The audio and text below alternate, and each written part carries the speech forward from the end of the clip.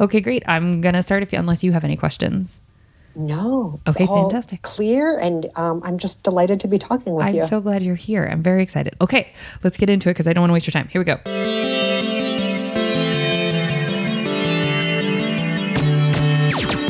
Oh, hi, you're listening to Service from Hell, a podcast featuring people that are currently in customer service positions or the lucky few that got out and all of the good, bad, and infinitely irritating things that go along with that work. I'm actor and writer Kate Gaffney, and am uniquely qualified to discuss this as I used to work at a very busy and very popular comedy club in Los Angeles, and at least one of you listening right now has probably grabbed me and told me you were ready to order when I was running around like a crazy person. So let's eat.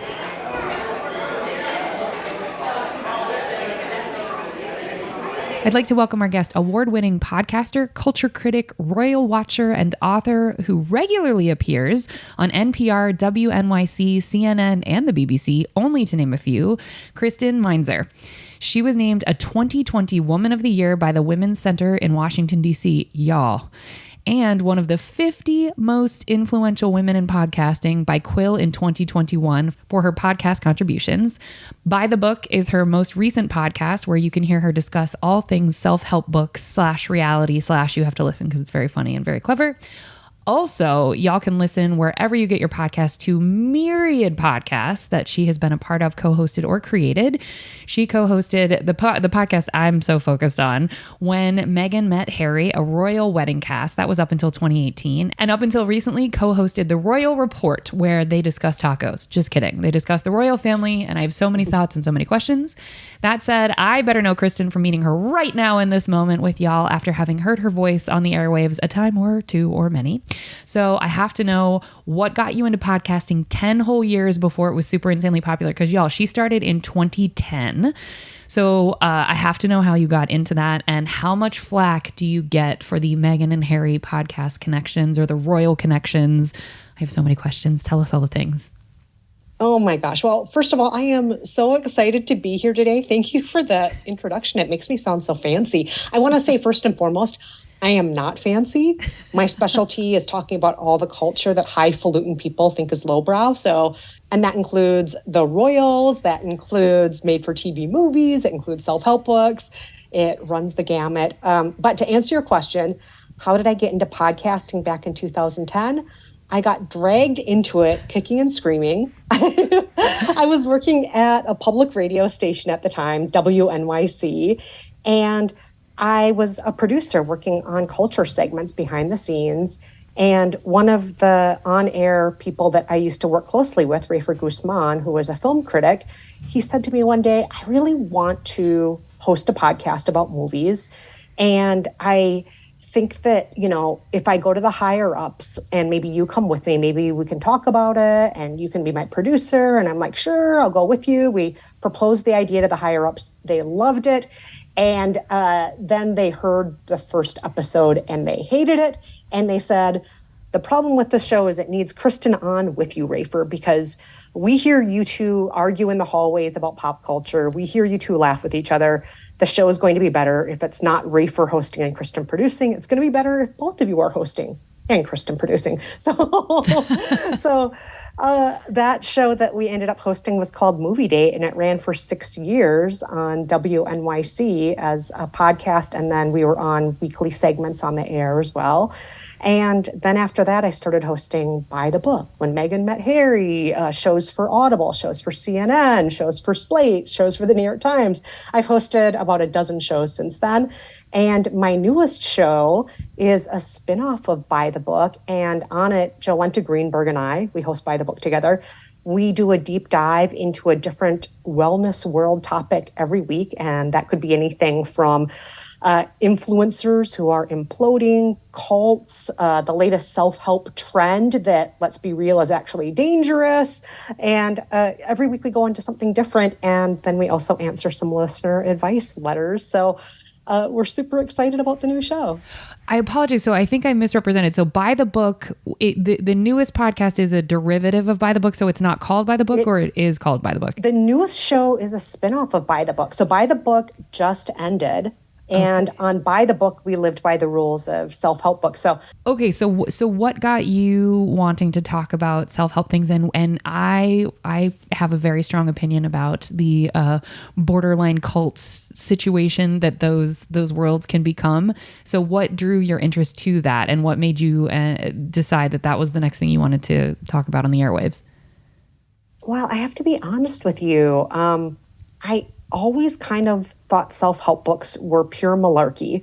But my friend Jolenta, she's wanted to believe their promises. She really has always been seduced by them. She loves not just self-help, but she loves horoscopes. She loves things that are witchy. She loves something that's going to give her a clear answer or create some sort of logic to this big, messy world that we're in and all the feelings that she has. And I just feel like this is an industry that is dominated by charlatans. It's filled with a lot of people who were born on third base saying, if I did it, anyone can. And it's like, I'm not even on the ball field, you hoser. How can I do what you just did? Of course I can't. And it is an industry that really preys on women. According to a study by Goodreads, 2/3 of the readers are women. 2/3 of the authors are men. It is an industry of men telling women what to do. And I care a great deal in all of the media that I cover about gender and sexuality and about race and class and so on. And a lot of the things I cover that people consider lowbrow, in fact, are just women's media. So that's why I'm into it. Oh my gosh, what a powerful series of statements. I did not know that 2/3 of the authors were male. That's wild. Oh, yeah. What do you think that Men telling women what's wrong with us. Men telling women how to fix us. Yeah. And is that something that the industry is cognizant of and just is keeping kind of quiet? Or do you think, is this something that is sort of, journalism that is you're on the forefront of exposing that piece of it? I'm not sure if people really do understand it. I think that we live in a world where most of the voices we hear, most of the people who are legislating our laws, most of the people on our money, most of the people running Fortune 500 companies, 83% of the people who get speaking lines in films are all men. So it's easy to just not notice when men are telling us what to do, right? It's like, oh, that's just the air. That's just something we breathe. How would we notice it being wrong when that's what we live in all the time, right? Wow. That's so powerful. And so what a beautiful thing to start exposing. So to go back to the podcast, is the idea to then, clearly you have, a funny take on it, but do you also get into the sort of real jarring facts and figures when you guys are? Absolutely. Absolutely. I mean, and we also want to be careful to never just treat people who enjoy self-help or enjoy wellness. We don't want to just treat them like they're stupid, like, oh, look at you dum-dums who buy into this nonsense. We totally understand why people turn to the wellness world. We understand why self-help is so seductive. We live in a world where a lot of us don't have adequate health care, mental health care.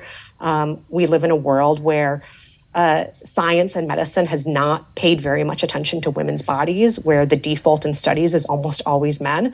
We understand why women in particular are drawn to these things. And so we don't want to put them down, but we also want to shine a light on the problems that are part of all of this. And we want to remind people it's okay to not be the richest, the most successful, the prettiest. It's okay to be fine. And most of those superlatives that people are aiming for are non-existent anyway. They're all mythology. Can you elaborate on that? What do you mean by that? The idea of being better than anybody else also somehow implies that there is such a thing as being better. So, for example, somebody may say, I'm living my best life. What are you losers doing out there? But I look at their life and I'm like, do I really want to live in a McMansion in the suburbs and have 4 cars? That's not a be-all, end-all version of a best life. That's one person's version of it, or one person's version of beauty. I don't necessarily want to look like this person who's the most quote-unquote beautiful person on earth. And why should we be looking at that person as the most beautiful person on earth when we come in such a variety of beautiful shapes and colors and sizes and ages? So much of what we call the number one thing, the best thing, the most successful thing, is so tiny and so just exclusionary of all the other good things in the world. It is a made up idea that you could ever be the best or amongst the best, because the definition of best is so mushy, and the definition of beauty, the idea of success, all of these things, they're individualized. And when we start comparing ourselves to what other people are doing, we can feel lousy. But if we take a moment and look at ourselves and be like, hold on here, do I want that McMansion? Or do I really want to be that height or that age? So much of what we celebrate in our culture being the most beautiful version of ourselves is to be 18 years old. And do I really want to be 18 again? No, thanks. Absolutely not. Never in a million years. I don't want to be a teenager again. Those years sucked. Yeah. So, if we look at the full picture of things, those superlatives, they are myth. There's no such thing as best. There's no such thing as prettiest. There's no such thing as most successful. That's lovely. It's a powerful take. And, it came to mind that I thought, it's kind of competitive spirituality too. And that idea that I'm meditating so hard. I'm being so I haven't eaten in 4 days because I'm cleansing so hard. I'm like, and that sort of idea of I can out wellness you. And that I think the industry, yes. it's predicated on that idea that there's some sort of gold star. Once you meditated for 4 hours, make it 5. You just made $100,000, make it 600. It's just that always chasing and the never having peace there's a lot of money to be made in creating, a lack of peace in people's lives. That's wild. And the idea that we always have to be better. Why can't we just be fine? If we always have to be better, there's always a shortcoming. There's another product to buy. There's another thing to fix. And who says I'm not complete and whole with who I am right now? We all are, right? Yeah. Yeah. Oh, that's lovely. I can't wait to listen.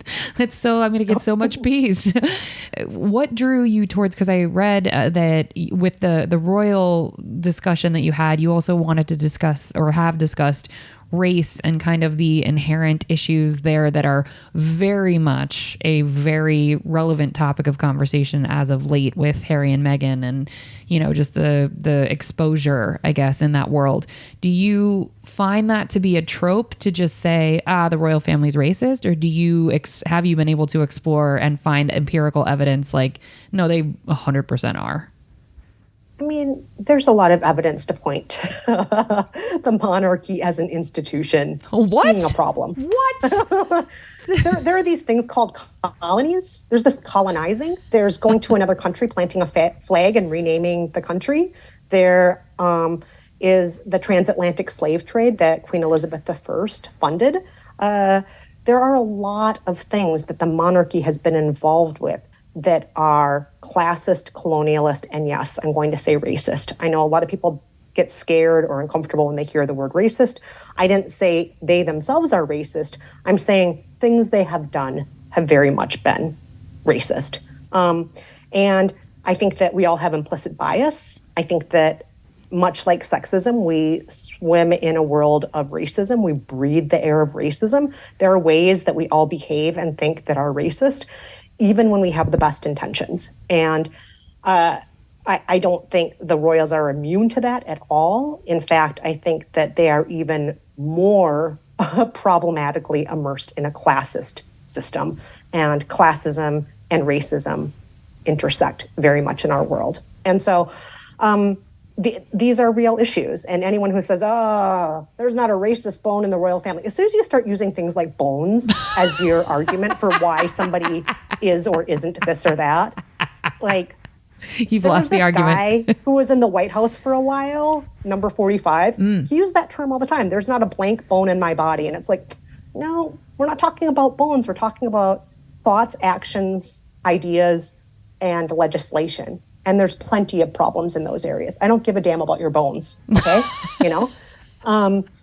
So the royals, obviously we have seen more of these issues come to the forefront because Meghan Markle is somebody who is unapologetically Black or biracial, depending on, how the conversation is going. She usually refers to herself as biracial, usually. But she is half Black, and she owns that. And, there is the possibility that other members of the royal family in the past, most notably Queen Charlotte, may have been part Black. But as far as actually owning her Blackness and having it as part of her identity, Meghan is the first person to really do that. And along with that, there has been ridicule. There's been a very racist British tabloid press, and frankly, sometimes American press. There has been abuse that has come at the hands of her own family, his family, the general public, social media. Anybody who tries to in any way defend Meghan or Harry becomes also the subject of that abuse. I have received death threats. People have found my home address and sent things to me in the mail. You've gotten doxxed? Oh, yeah, absolutely. And so this is very real. People are not gentle with their hatred of Meghan and Harry. It's not like they're just sitting at home sipping tea and saying, oh, I really dislike them. They're actually tracking down people's addresses. They are writing to them. They are threatening them. And it's no joke. Yeah. When you were sent something, did the FBI get involved? Because I know No. It was something that was typed up. There was no return address, nothing like that. And so I just was like, that is so wild to me. That is so wild to me. People threaten me all the time on Twitter. I mean, part of it is also like, I am a non-white woman on social media. I'm a non-white woman who talks, and I'm in the world. So you better shut that. There it is. You could say like, flowers are pretty, and there'd be something. Oh yeah. But this is well documented that anybody who says anything remotely measured or reasonable about Meghan Markle will receive abuse as well. It's not just me. Other royal reporters I know, other people in the industry. It's just, unfortunately, it's a part of our lives. Is that what caused you to step away from that podcast reporting, or was it just that came to a natural end?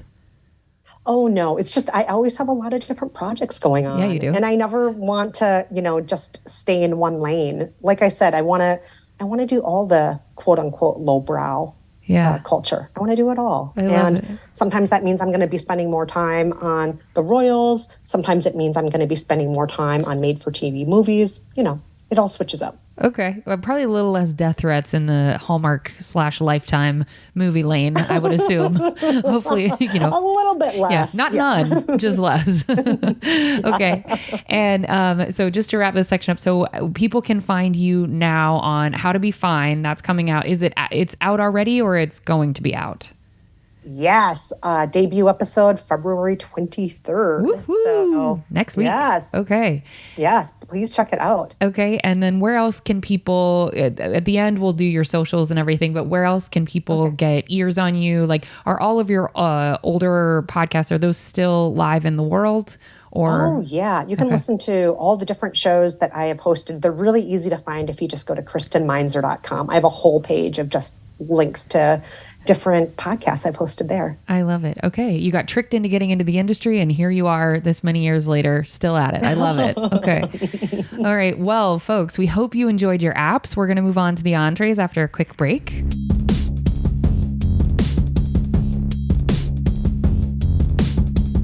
All right. So, Kristen, this is the part where you get to tell all the nitty gritty, dirty, terrible stories of working in customer service. And this is the part that everyone loves. Dessert's the nice section, and people like that too. But this is the part where you get to drag all of the former jobs. So we always start the same way. What was your first job ever where the government was taking taxes out of your money? So you can say babysitting, but like, where were you getting a paycheck? I was a hardware girl. I worked at a hardware store called Hardware Hank, and I still know the theme song. No, you don't. You've got a lot more going for you with Hank, Hardware Hank. Yeah. So.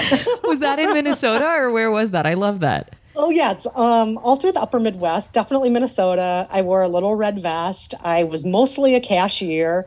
And it was like the most boring job in the whole world. I had a friend who worked there, and she's like, you should work here too. And we tried our best to make a good time of it. But it was really, really boring. I mean, we checked people out. We had, oh my gosh, I'm trying to think of anything fun that happened at the job. I mean, we tried to make our own fun. Every once in a while, we would make funny announcements, but they didn't like it when we would make funny announcements. Why? That's There the was best. one point. There was one point where we tried to choose an employee of the month, and then they took that away from us because they said that they thought we were making fun of different employees by choosing them, but we actually just wanted to do shout outs to people who we've worked with. Um, yeah, we tried to make some fun out of it, but they always stopped the fun. And gosh, I should mention that it wasn't just a hardware store, it was also attached to this Ben Franklin variety store and this pharmacy. And at one point, it came out that a lot of things were being stolen from various parts of the store, including drugs from the pharmacy. I was not involved in any of that. I only learned about that later after I left the job, and I was like, oh, this place was a hotbed of scandal, and I had no idea. This whole time I've just been here in my red vest at the, cash register, not having any idea of all the sexiness and scandals happening behind the scenes. But sexiness. There was crazy stuff happening up in there. Yeah. Wait, I have to, I'm going to hyperfixate. A Ben Franklin specific store. Was he from that part of the country? Was there a reason Ben Franklin got the heat? That was just some name of a small chain of variety stores. Oh. And yeah, and Ben Franklin variety stores, they had everything from pet supplies to, really corny tchotchkes, jewelry that you might give a 6-year-old. Okay. Okay. Those kinds of things. Okay. So you got roped into that because a girlfriend of yours was like, hey, let's do this together. How long did you last at that job? Oh my gosh. It was way less than a year, maybe 6 months. Okay. What? I just remember being very bored a lot of the time. Like maybe if I had a gazillion customers, it would be more fun. But a lot of the time I was just standing there and kind of like staring off into space or trying to page through a magazine. And then a supervisor would say, no reading magazines, And you're like, cool, well, then I'll just look off into... I'll just stare off into space. Yeah, that's... And I won't steal drugs from you like everyone else is. Why don't you pay attention to them? Yes, that's wild. exactly. Okay. So at what age were you when you did that? Was that like teenage years? Yeah, I was like 15, maybe 16 at that point. Okay, so you were an early adopter of the work culture. I'm impressed. Okay. Oh, yeah. Were you also, so obviously you were in high school at the same time. Were you playing sports and doing all of that as well? Or was this the main kind of way you spent your free time? No, I did other things too. I wrote really bad, sullen activist poetry. I was one of the founding members of the school's literary journal. Aww. I wore all black and smoked a lot of cigarettes. I snuck out of the house and went to lots and lots of concerts. This was all in Minneapolis. Yeah, so it. I would see at that point in time, it was the 90s, and there were lots of bands in the 90s that were, it was a big music scene back then. So, went to see a lot of music, and that was pretty much my life. I got really good grades, and I was a really good kid, but I also snuck out a lot and did naughty things. Had to smoke those cigarettes. Okay. So during that time, so when you started, we think around 15, 16, if you were to go back in the whole catalog of all the customer service jobs, how many would you ballpark, or do you know the actual number of how many you've had? I have worked over half a dozen. I've been a waitress in multiple jobs. I have worked telemarketing on both the receiving end as well as the outgoing calling end. I've done a lot of service jobs. Okay. I have to know. We'll get back to I know audience, I will get back to the questions. They get annoyed when I deviate from the questions, but I have to know. The telemarketing, when you say both calling and receiving, calling out makes sense to me. What is receiving? What do you mean by that? Well, receiving, people would call in with customer service issues. I worked at a company that it was a mail order catalog company. I worked at 2 different mail order catalog companies, mind you, doing this kind of job, customer service. People would call in and they'd say, oh, my such and such that I ordered hasn't arrived yet. And I would look into it. I would, maybe send out a new order at overnight shipping rate or whatever, and to get it to them. And then here's where the telemarketing comes in. Then I would try to upsell them. Now that I've taken care of that, is there anything else I can help you with today?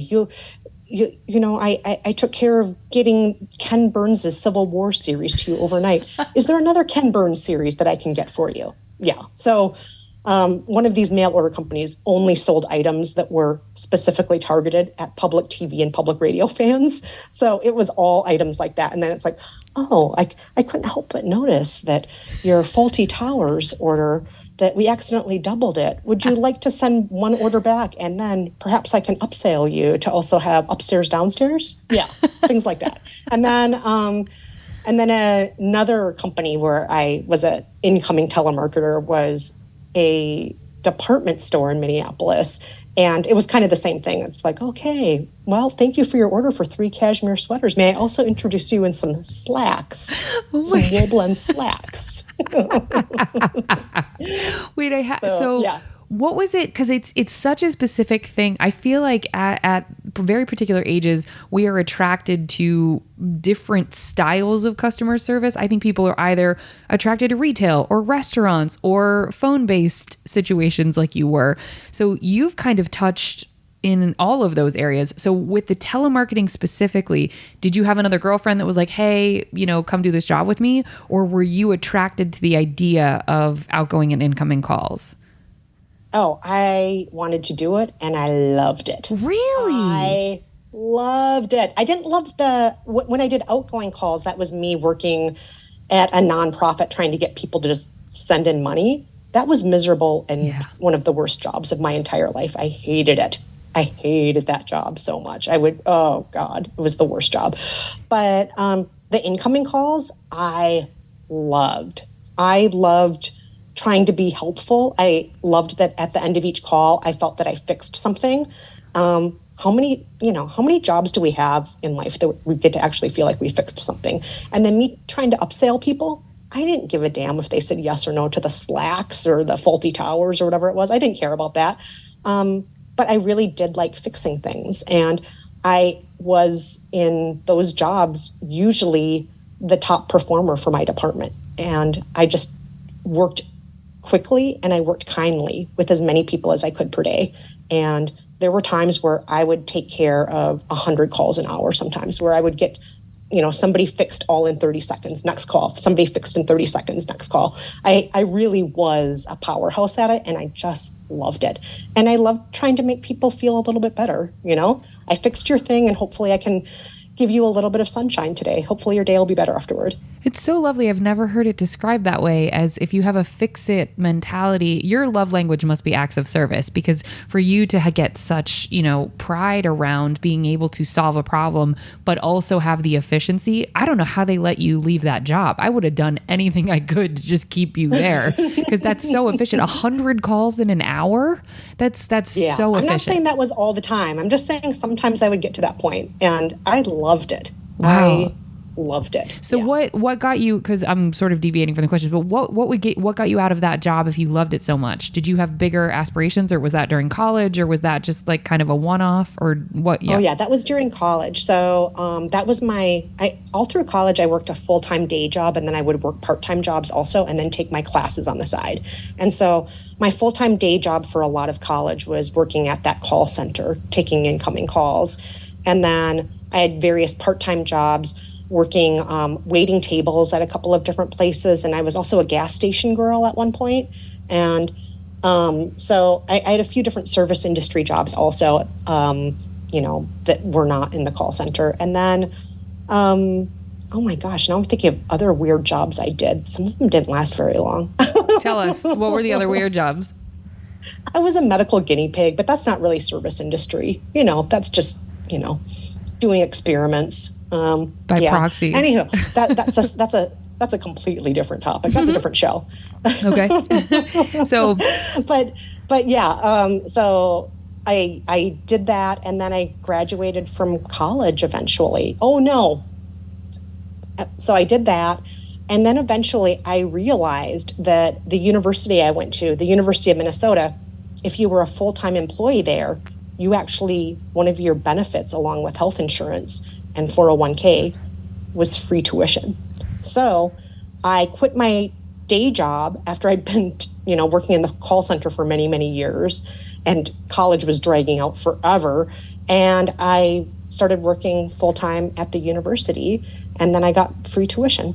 That is so brilliant. How many years into college were you before you found out about that and made that transition? So you already Oh, way too long, because all said and done, by the time I graduated from college, I had been there for 7.5 years. How much debt were you saddled with from student loans and stuff before you realized I should be working? I had no student loan debt, zero. You lucky lady. I paid for everything from the phone jobs and from the waitressing jobs. And I used that to pay for my rent, my tuition, my books, my food. Everything was paid for. That's why I worked so much. I worked a lot. Wow. And that's why it took me so long to get through school. I imagine. Wow, that's so impressive. Okay, so you said about half a dozen customer service jobs, but do you mean half a dozen industries, or do you mean you really only did about 6 or 7 actual jobs? Because it sounds like you're listing a lot of individual jobs. Yeah, I mean, hardware girl, gas station girl, 2 telemarketing incoming jobs, 1 telemarketing outgoing job, minimum 3 restaurants I've worked at. Okay, we're up to 8. Yeah, so those are like the big ones. Okay. Yeah. And then some weird questionable things on the side, like I said. with it. It's a different show. I won't pull at that thread. Okay.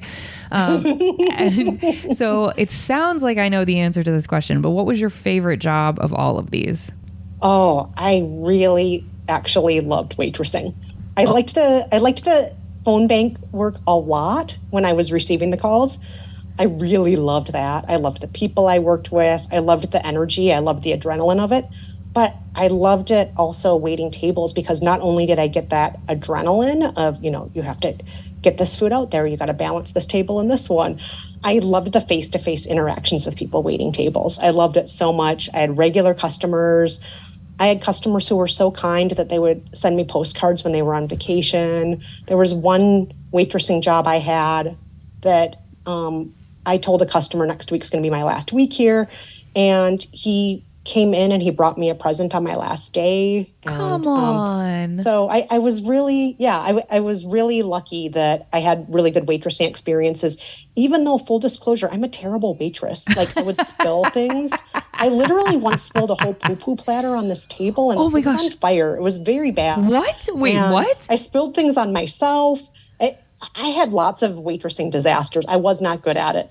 But I loved talking to the people. I loved trying my best. Sometimes we try our best and our best just isn't good enough. But, that's me. Wait, well, it was on fire? I have to hyperfixate it's okay. on this. I put it out right away. It was fine. It was totally fine. Nobody was hurt. Was it from a votive candle on the table, or what was the meal on fire? No. The platter actually had this flame in the center of it. And then all of these appetizers like satay chicken and egg rolls and wontons surrounding the fire in the middle of it. And you're not supposed to spill fire on a table, but I did. Yeah. But even though you lit people on fire, this was still your favorite job, like restaurants in general. And I also made a customer throw up once. I How? made the customer laugh too hard at something, and then they threw up all over the table. It was really, I mean, I had all sorts of disasters waiting tables, but I loved waiting tables, even though I was bad at it. What would you say? Okay, well, real quick, you couldn't have waitressed for longer than like 5 years, because the burnout rate is pretty high. So how many years would you say you did it in like a row? Oh my gosh. I'm thinking of all the restaurants. Okay, so there was the Chinese one. There was the Malaysian one. There was the buffet that I got fired from after one day. There was the health food restaurant. Those were the 4 big restaurants I worked at. Yeah. Okay. And each of those restaurant jobs lasted less than a year. In one case, like I said, one day. Yeah, I'm gonna come back to that one. I found the reason I had a feeling it was under 5 years is because from all the interviews I've done with the show, I have the general, very non-scientific, just law of averages from what people have shared. It's right around year 5 where people are like, ooh, but fuck this. Ooh, this ain't it. I can't keep doing this. So a lot of people have rose-colored glasses, much like you, saying, yes, people, it was amazing. You know, I lit people on fire, but it was still great. It's for whatever reason, year 5 tends to be that something flips and people are like, I can't keep doing this, or I keep doing it and I'm angry. So under 5. Okay. So, well, I thought I could have predicted your favorite job. Maybe I can't predict the answer to the next question then. Your least favorite of all of those. I think I know what you're going to say, but go ahead and share with us the least. The outgoing telemarketing when I was fundraising, it was miserable. Calling up people and asking them to give money, even though it was a cause I cared very deeply about. It was an environmental nonprofit. And from the time I was a very young child, I've had environmental anxiety. I care a great deal about the environment. I donate money monthly to my environmental causes. Like, it automatically is taken out of my bank account every month. I do volunteer work in this arena. And yet, actually having to ask people for money sucked. I hated it so much. And I was only calling back people who had donated in the past, people who, you know, whether it was door-to-door donations or on the street, or people who on the phone had donated before. I was given a list every shift of like, here's 100 people to call this shift. And almost everybody either hung up on me or just, you know, would make up an excuse. And I totally understood why. Nobody wants to have somebody call them up and ask for money. Nobody likes that. It sucks, right? Yeah. And was it just a straight up cold call? Like, they're eating dinner and all of a sudden their cell phone rings and they're picking up and you're like, well, there were no cell phones then. so you were interrupting dinner for real? Was that like, yeah, people's phones are ringing and they're like, oh, I wonder who that is. Is that grandma? Oh, fuck. It's the telemarketer. Jesus. Oh, God. I was just about to dig into my hot dish and have a nice, you know, cup of coffee, and here's somebody on the phone just ruining it. Yeah, and that person ruining it was me. It sucked. It's the opposite of what I liked about being on the receiving end of calls, because I wasn't there to fix. I was there to ruin somebody's night, you know? And is that how it's truly how you felt every time? Was like, oh, here we go. Oh, yeah. It's like, here we go. I'm going to interrupt somebody's perfectly nice dinner, or I'm going to make somebody feel guilty because they can't afford to or don't want to give money at this point. It was one of those situations where I was doing the opposite of making things better. That's how I felt. Even though I was trying to raise money for a good cause, it still just felt like on the interpersonal level, I was making people's lives worse. And so would they train you in how to, so you call me and I'm like, sorry, we're eating dinner, like not at this time or whatever.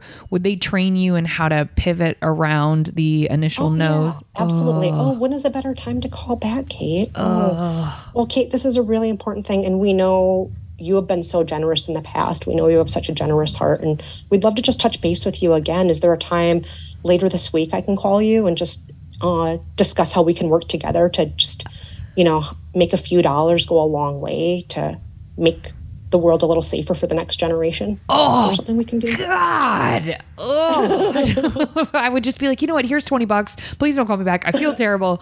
Like, I can see why that would be effective. Holy shit.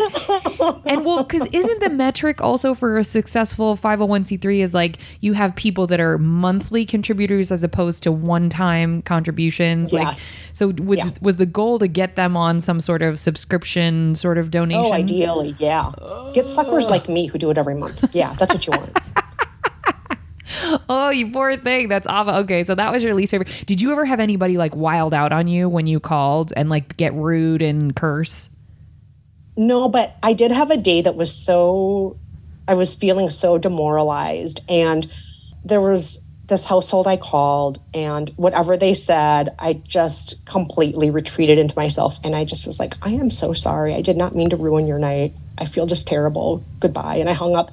And then they called back later. My boss tapped me on the shoulder and said, hey, you were just talking to somebody and you accidentally hung up on them, and they feel really bad and they want to donate $120. Can you talk to them right now? And I was like, oh my God. So that was like the most successful night of my life, is like that night where I just practically cried on the phone, and then they called back to say they want to donate money. All of us with big hearts are such suckers that it's like, yeah, I care about the environment, but I care more about this person that I probably made cry. So here's money. That's, you know what? Good tactic. Well done. You manipulated them and it worked. Good job. Yes. Everybody just get what you want through crying. Emotional manipulation. That's the way to go. Yeah. That's what men tell us. I mean, to go full circle, that's what we're being told works. So, okay. So so least favorite we know. What is the weirdest thing you've been asked to do whilst on the clock at any of these jobs? Oh my gosh. The weirdest thing was I had to interpret in Spanish. I was working at a restaurant and the custodial crew were Spanish speakers, and I was the only person who was bilingual on the staff at the time. I had to explain that a squirrel had crawled into and died in one of the large antique decorative vases. And could you please get the dead squirrel out of the large antique decorative vase? And that was one of the weirdest things I had to do. Yeah. That may be the weirdest sentence that's ever been uttered on this whole entire show. It's a real bummer. I felt so bad for that squirrel. Because the squirrel probably just smelled something good in there. And then, the shape of the vase, there was no way for the squirrel to get out. And then by the time we discovered it, it was like game over. It was too late. Very dead. Gone. The squirrel's been gone for a while. Yeah. Oh, what a terrible way to die. Good God. So sad. Oh, yeah. I forget. I speak Spanish, but I do not remember how to say squirrel in Spanish. I think I blocked it out. I no longer remember after that incident. No, I'm serious. I just blocked it all out. I'm like, I don't remember. You're like just a rat with a long tail. It's dead. Help us. Okay. Yes. That's for sure the weirdest. Was there, and I seriously doubt you have an answer to this, but was there ever an incident where they ever asked to speak to your manager, not necessarily like a Karen incident, but maybe where they were like, no, we don't want to deal with you. Get your manager. Oh, yeah. I'm sure there were all the time when people were calling the telemarketing lines. And, sometimes people would yell and they're like, this package needed to be here in time for my daughter's birthday and it didn't get here in time for her daughter's birthday. And no, I don't want to speak with some dumb call center agent. I want to talk with a manager. Yeah, I definitely got calls like that. I'm like, okay, I totally understand. Thanks so much, Karen. I'm going to get my manager on the phone right now for you. I totally get it. Oh, that just sucks. I am so sorry. Begin by validating, then follow that by apologizing, and then say we'll do all we can to fix it, and then get the manager on the phone pronto. Yeah. Oh, it makes my heart start racing. Oh, and then can you give us inside baseball tips if that happens where we've now escalated the situation? Do you stay on the phone to continue to listen to what they say, or do they cut you off and then the manager takes it so that you can go answer other calls? Yeah, the manager usually just wants me to get back on the phone and answer other calls. That's what I thought. Because, I've heard both, but I have a feeling that's more time efficient. And then did you ever get reprimanded based off of someone, saying that this is the birthday gift that you've now ruined personally because you obviously interrupted the delivery? So did you ever have it where your manager was like, hey, girl, we got to talk about this? Oh, no, but they did have various staff members who would listen in on our calls for quality assurance. And I did get in trouble one time because I was eating my lunch while I was trying to do customer service calls at the same time. And they're like, you're clearly eating French fries.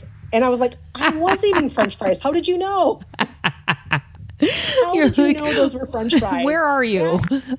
That is amazing. Your ears have a gift. They knew what I was eating. Yeah, that was amazing. I love that you weren't even reprimanded for that. You're not even turned off by the fact that you got reprimanded. You're like, where are you? How did you know this was a potato that was fried in my mouth? I love it. Okay. Did you ever have a situation, because I feel like with call centers specifically, I don't always ask this question, but I think this might be relevant.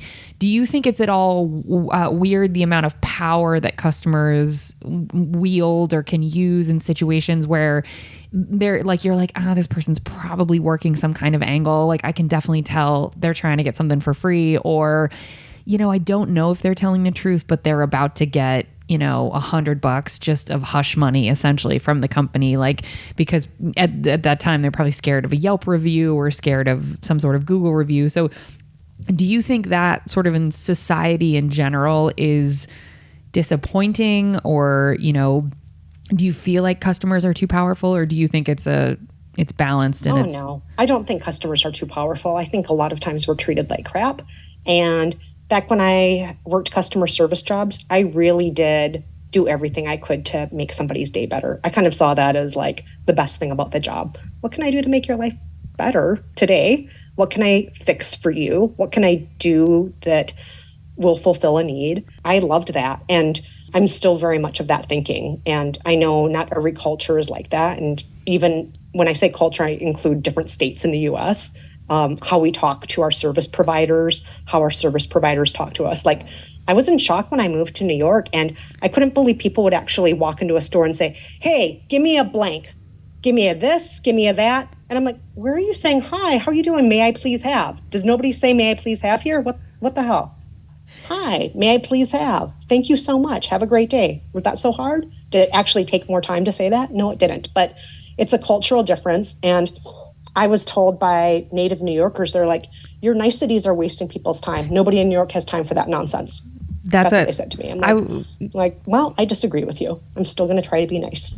Yeah, it's a wild thing because I was thinking... I'm never going to say, give me a. Yeah. I'm never going to do that. And when you were saying that, I just kept thinking, I was like, I wonder if shop owners or people that have been on the receiving end of your niceties have gotten annoyed of like, just what do you want? Like, what do you... Because it's such an interesting cultural shift. You're trying I'm not asking for your blood type or where your grandmother was born. I'm just saying, hi, may I please have? You're like, that took 3.5 seconds. Yeah. So I think customers, how they talk with people could sometimes be better. But I also think that, the way that those people in the service industry talk back sometimes it could be better as well. So another thing that I was always taught in Minnesota that outside of Minnesota I don't always see is the minute you see somebody walk through the door, you greet them. Whether you're at the counter, at the cash register, whether you are restocking a shelf. Hi, how you doing today? And I have more times than I can count walked into a restaurant and have the staff look up at me and continue their conversations with each other. And sometimes it'll go for 10 minutes. I'm like, is anyone going to acknowledge me? Is anyone going to say, hi, table for two? Is anybody actually? Nope, they're not going to. And I have walked out of dozens of restaurants in my time in New York because somebody just didn't want to acknowledge me. And I'm like, sometimes I'll last for 2 minutes. Sometimes I'll last for longer than that. But eventually I just leave if nobody acknowledges me. I'm the same way, actually. And I know that, this is something that people have gone back and forth about on the show.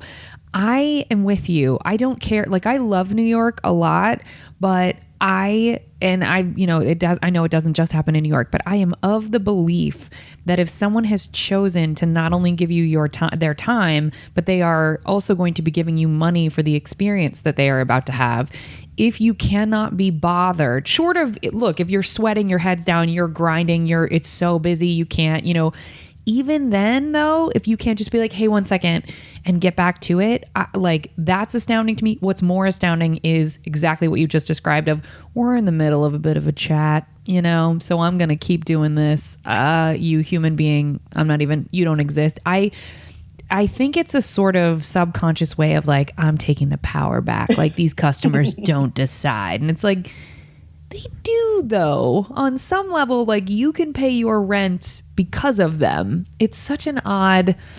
Yes. Yeah, I'm with you on that. And I've left many a restaurant as well.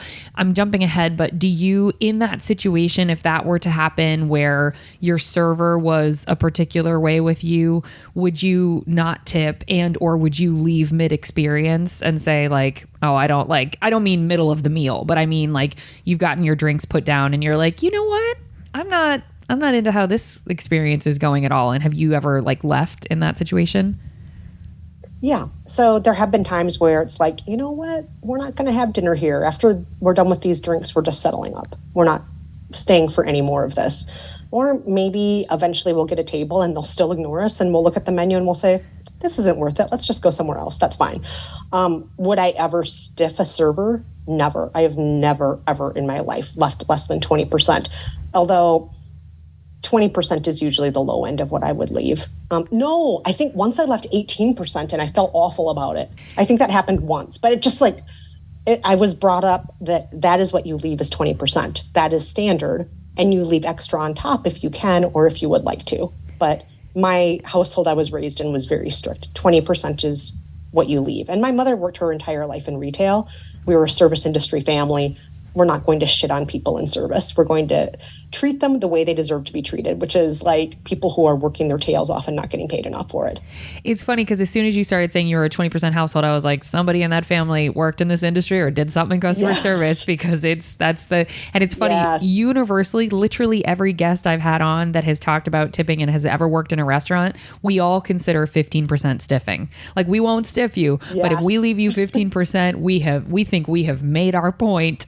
And it's like, nah, I mean, you still tipped. Like, there's not, but boy, we all agree on that.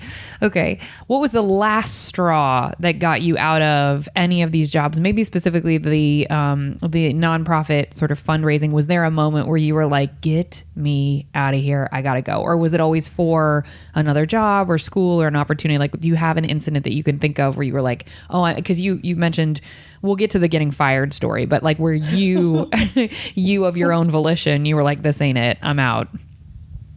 No, I mean, I would love to be that dramatic person who stands up in the middle of, the work floor and like yells, I'm not taking it anymore. And then I flip over a table and then I march out.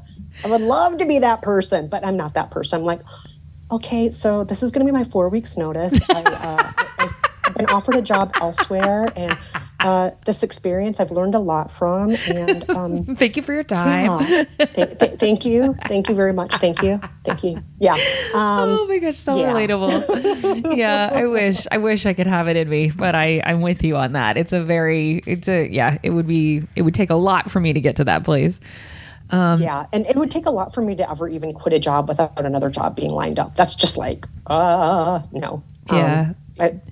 That's maybe it's my own anxiety, or maybe it's, just the rules I was brought up with in my household, but it's like the idea of not having another job lined up. No. Okay. Not flipping over that table unless I have another job. That's how I feel and was raised. And then I need to know. So in the customer service job that you were fired from, which we will hear that story, did you have a job? I mean, you couldn't have, right? Because that was after a day. What did you do to find a job after that? Well, fortunately, I was still in high school at that point. Okay. So, and then I just found another waitressing job. But it was because it was my first time working at a buffet. Yeah, and hard. A friend was working at the restaurant, and she's like, yeah, you can work with me at the restaurant. And I just had the hardest time discerning tables that the customer had left, or had the customer gone to the buffet to get more food. And I just had the hardest time telling the difference. And then I would go and I would clear tables, and I wasn't supposed to be clearing that table. I was supposed to clear that table. Can't you tell the difference? I'm like, no, they're both covered in filthy plates. I can't tell what's what here. I really can't tell. So yeah, after a day I got fired because I kept clearing tables that weren't supposed to be cleared.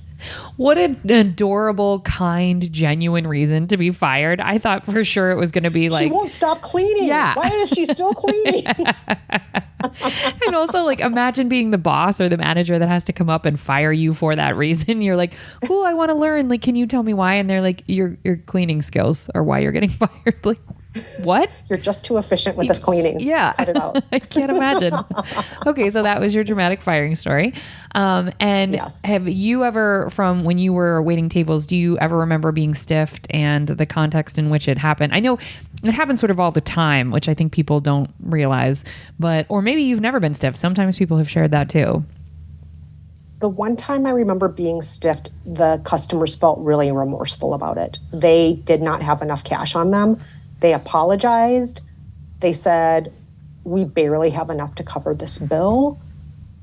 Can we come back tomorrow and give you a tip? And I said, sure. They never came back, by the way. Course, they didn't. Yeah. But, they felt bad about it at least. Yeah. And, that made me feel good that they felt bad.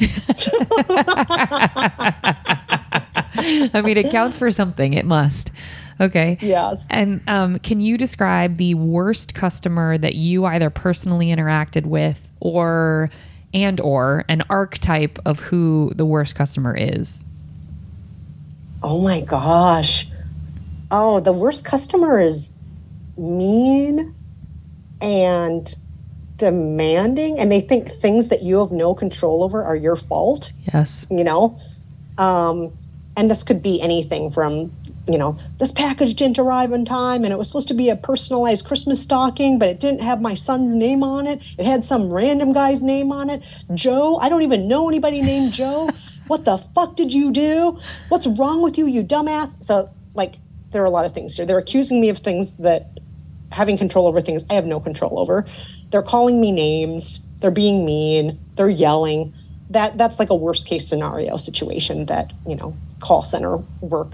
But those were like my favorite people to turn around though too, and make them be nice to you. Maybe that says something wrong with me that's, masochistic or something. But I just want to make my abuser love me. That's all I want. But I would try my best to turn around those people. But oh God, they were terrible. They were terrible. I have a friend though who always said he's worked a lot of service industry jobs and a lot of restaurant jobs. And he always said, with a great sense of humor, Dave Rupert, who I've been friends with since we sat next to each other in math class when we were 10. And Dave always said, we are providing a service equivalent to marriage counselors here. We're letting this man get his rage out on us, so maybe he won't go home and yell at his wife. That's what he always said. Oh my gosh. And I'm like, oh my God. A part of me thinks maybe that's true. And another part of me thinks he probably still yells at his wife when he gets home. Yeah. There's no cap on. But he always said, like, he tries to rationalize it in his brain that way. Like, maybe this is the one way this guy will get his anger out today so that it won't come out in other less appropriate ways. That's what he always said to himself. What a hero with a heart for others. I simply don't have the patience for that. That is a lovely interpretation of like, you know what, let me be of service twice to receive your abuse so that you don't abuse others. And also, so when someone would call you outside of your name, would you have permission at the telemarketing company to say, you don't get to speak to me like that, or to hand the phone off, or to hang up? Like, what was the procedure, or was there one? No hanging up. You never hang up on a customer. Never, never, never. I could say, I could apologize many, many times in a row and say, I feel like this is something my manager, that you feel more comfortable talking to my manager about this, or something along those lines, to move them over to somebody else other than me. And sometimes that was enough to get them to stop yelling. And sometimes they would get on with my manager and just yell at them instead, what do you think that is? I mean, not that this isn't like a psych podcast, but I'm so curious with your experience and kind of all the things that you've observed and been on the receiving end of. What do you think that is in the human psyche that switches to be, because you strike me as someone, I'm like this too, that just would not yell at someone in these positions, no matter the frustration level. There's just no, like, you'd be able to acknowledge this is not this person's fault. So what do you think that is when someone is like, I'm taking it out on you? I think it's a few things. One thing it reminds me of is how people behave on Twitter when they say horrible things on Twitter. Because when you're typing things on Twitter, the person you're typing to isn't really a human, are they? And I think at a call center, the person who's calling me doesn't think of me as a human either. They're just upset and they're throwing their rage somewhere, right? Yeah. And so to me, it's very similar to that. Like, I'm not a human to them. And if they actually looked me in the eyes, if they were sitting next to me, or across the table from me, they probably wouldn't talk to me like that. Sure. I don't think they would. Yeah. So you think it's sort of the boldness of the anonymity of, because I'm on the phone with you saying this terrible thing, I'm not looking at you, so I'm just letting you receive my anger? I think that's part of it. But I also think that, especially when it's an item that you have ordered and you're calling the call center because the item didn't show up and the item was specifically a gift or specifically for a special occasion. This is something I was going to use as my wedding ring. This was, going to be part of a big moment. There's a lot of emotions tied up in things that people purchase. Objects are rarely just objects. We put a lot of meaning onto objects. And so I think that when things go awry with those objects, it can be really tough for people. And I'd sometimes imagine scenarios in my head where I'm like, oh my God, maybe this is the fuck up husband who was going to get something right this Christmas and get the right kind of present, and then it didn't show up. Or maybe this was somebody's last chance to, make amends with their child who they were really bad to, and now they want to, get along with their kid and they screwed it up because their gift didn't show up. Or maybe this is somebody who is in so much pain right now because somebody they love, like a parent, just died, and all they wanted to do was, get this cookery set so they could make some recipes that their mom used to make them. And maybe there's a lot of emotion tied up in it. So, sometimes there's more to the story than just my object I ordered was late. Sometimes there's more to it. Woo, Kristen, that is so honest and so kind, and what a compassionate view of, yeah, that's right. I mean, that is. And also, some people are just jerks. You give this articulate, benevolent, lovely answer, but you're right. Sometimes people just are jerks. That is right. God bless. Some people have no social skills. Some people have no skills as far as managing their emotions. Yeah. People need to get better at that. That's right. Do you miss working in customer service? I mean, I think podcasting is sort of a version of it, ironically, much like entertainment, I think is a version of customer service, because you are, much like you started when we first opened the show, like you did say, yeah, you've received some really seriously intense, death threats, and you've been doxxed and things like that. So do you feel like you miss the sort of call center life that was a little bit more anonymous and a little bit more one-on-one customer experience, or are you glad to be out of it? Oh, I miss customer service. I really loved doing it. Every once in a while, including today, I just did this. I'll look up and see, I wonder if my favorite movie theater is hiring staff, because I still have the dream of someday working at a movie house. Or, I wonder if that place is hiring servers right now. And I looked up one place today just because I was fantasizing about waiting tables again. But their job qualifications, I cannot meet those job qualifications. One of them is like, must regularly be able to, throughout a shift, lift 50 pounds while walking up and down stairs. And I'm like, I can't do that. What? No way. I can't do that. No, 50 pounds walking up and down stairs. Too many pounds. I can only hold 2 plates at a time. This is one of the reasons I was a bad waitress, because I can't do the like 6 plates on an arm. I can't do that. So I'm like, okay, I can hold 2 plates, maybe 3 if I'm lucky. And I definitely can't do the 50 pounds walking up and down stairs. So no. It's wild. You're the first person. Oh no, that's not true. You're in the minority of people who have said, I've fantasized about waiting tables. We've had a couple guests who have said, I would go back in a heartbeat if not for this, big life I'm living now. So is it because you have career success elsewhere that is why you don't go back to, I mean, the 50 pounds thing is insane, but is part of you not doing it because you're like, well, I don't need to do it? Oh, gosh. It's not necessarily that I don't need to. It's just that up until recently, I've just had so much on my plate with the numbers of podcasts that I've, hosted, and the numbers of books that I've written, and public speaking engagements and TV appearances and all these other things that I do. In a typical year, I appear on over 100 podcasts outside of my own, just to give you an idea of how busy I usually am. And I'm like, how would I get a waitressing shift around that? I don't know how I would do that, That is so impressive that you have the energy for that, because I find it's exhausting, especially being on someone else's podcast is very exhausting because you have to be on.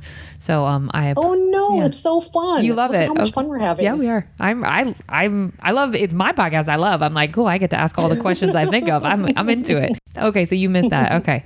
Well, folks, we hope you enjoyed that. We're going to move on to the good stuff, and hopefully you saved room for dessert.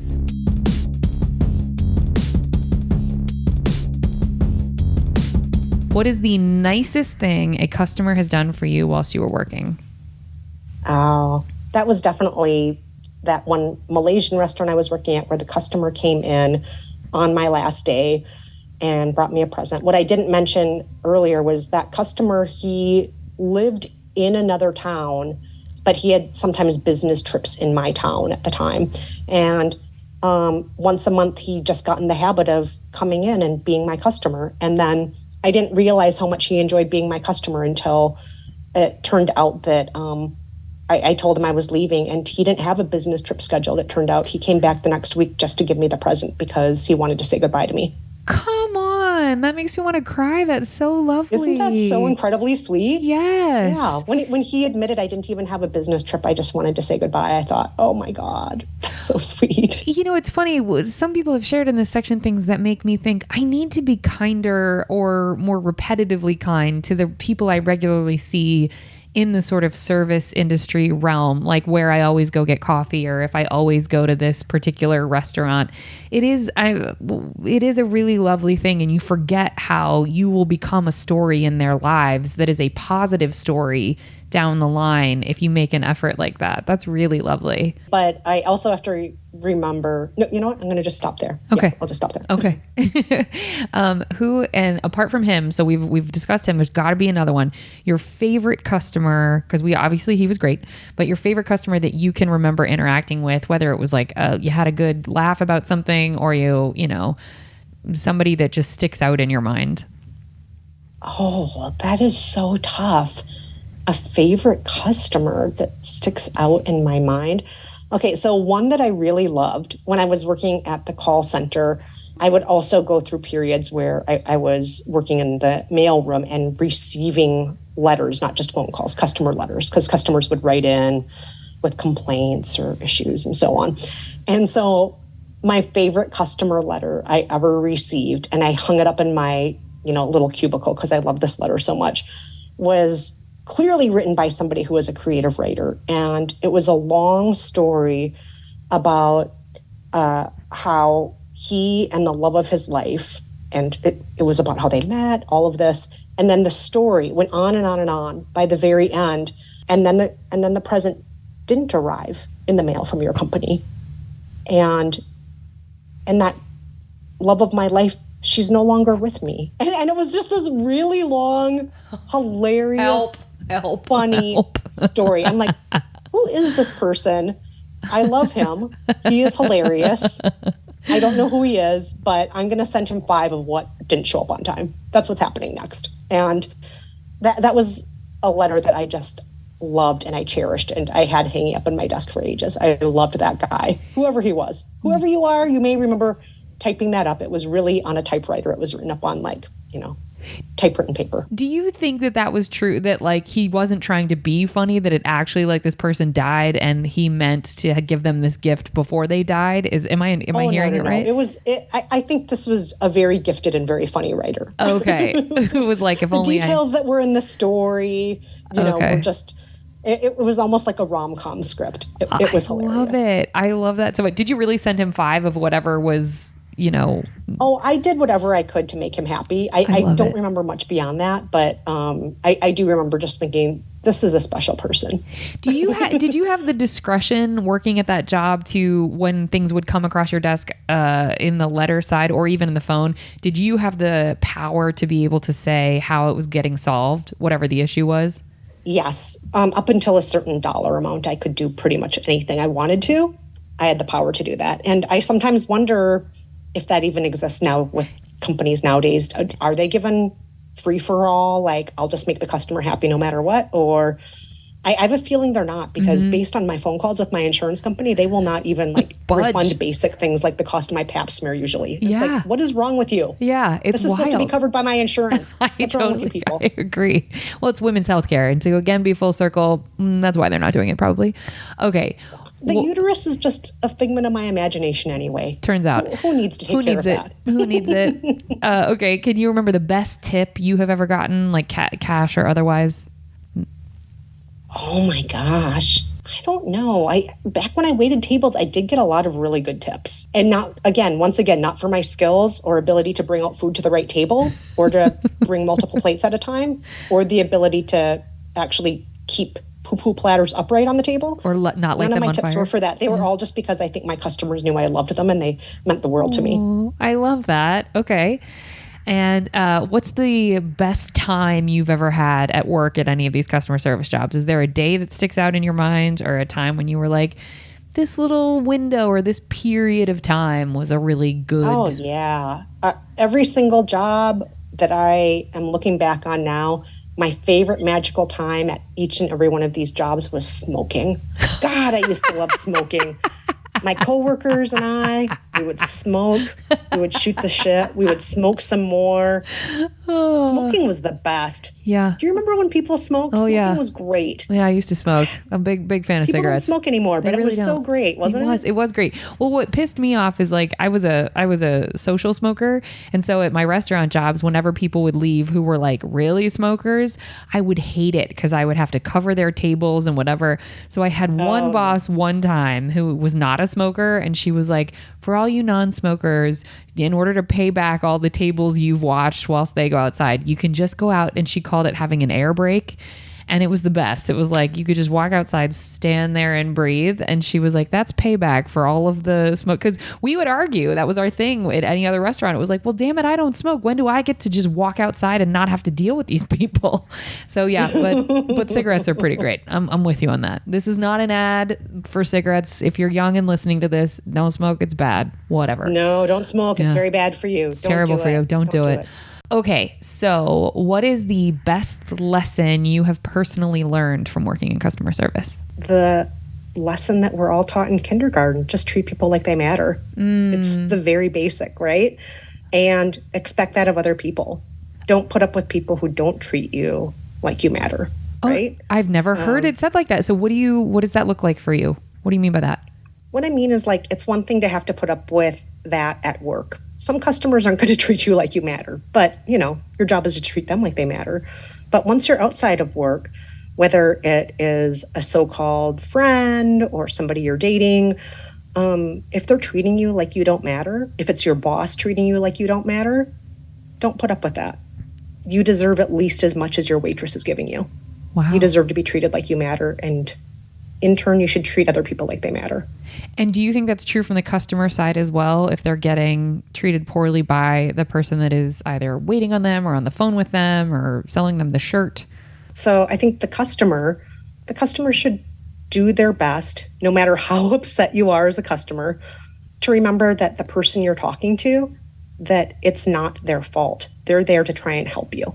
And I try to do that every time I'm really, really upset with the insurance company or the cable company or the bank or whatnot. I always say to the customer service rep first, Nancy, first and foremost, I want you to know I understand you didn't do this to me. This is not your fault. I am not angry at you, but I'm going to talk in a very clipped, not very nice tone right now. And here's why.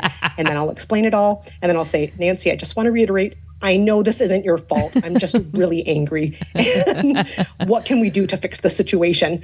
And then one thing I always do after I have a customer service rep who actually resolves my situation, and I highly encourage other people to do this too, I tweet about them and or I ask to speak to their manager so I can tell their manager they did a good job. And I do that pretty regularly. And I say, Nancy, this has been outstanding. You deserve a raise. May I please tell your manager you deserve a raise? Could you transfer me to your manager so I can just extol the virtues of Nancy and all great things Nancy right now? And so I try to do that each time. Oh, I love that. I've never said it that way of I want to, you deserve a raise, because that's true. It's really, really hard to do that. And what is if you could summarize from the years of myriad customer service jobs that you've had, if you could summarize the one thing that brings you the most joy, apart from just straight up customer interactions, what is the most joy filled that you could be in those experiences in any of the customer service jobs? Oh my gosh. I just want to fix it or make your day better. And the joy of being able to make somebody's day a little bit better, it's a gift to me. Maybe I made your day a little bit better, but mostly I made my day better by making your day better. I love that. All right. So, well, Kristen, this was so lovely. How can people find you on the socials? Where can they continue to hear your voice? Do you ever do live shows? I know you're on 6 billion podcasts a year, but how do people, for your projects and the things that you care about, how do people get eyes on you or ears? Well, once again, you can go to my website, KristenMeinzer.com. You can also visit me on Twitter at Kristen Meinzer. I'm on Instagram at K10Meinzer, K10 Meinzer. Go to all those places and you'll find me and listen to my new show, How to Be Fine. Okay, I love it. Well, thank you so much for being here. And folks, we're going to drop your checks now. Thank you so much for listening. If you want to help us out here at Service from Hell, we'd love to have you subscribe, rate, and or review the show wherever you listen. It will help us reach more people that need to be schooled in the art of being kind and will be catharsis for those of us still working in the industry. If you want to get in touch with us here at Service from Hell directly, send us your receipts to servicefromhellpodcast@gmail.com. We always love hearing from y'all. Remember, if you can't afford to tip, you can't afford to go out. So don't be garbage and be good to people. It's easier that way. Thank you so much for being on. This was so lovely. Thank you for your time. Fun. Yeah, thank you. It was so nice to hear you. All right, folks. Thank you so much for listening. Good night.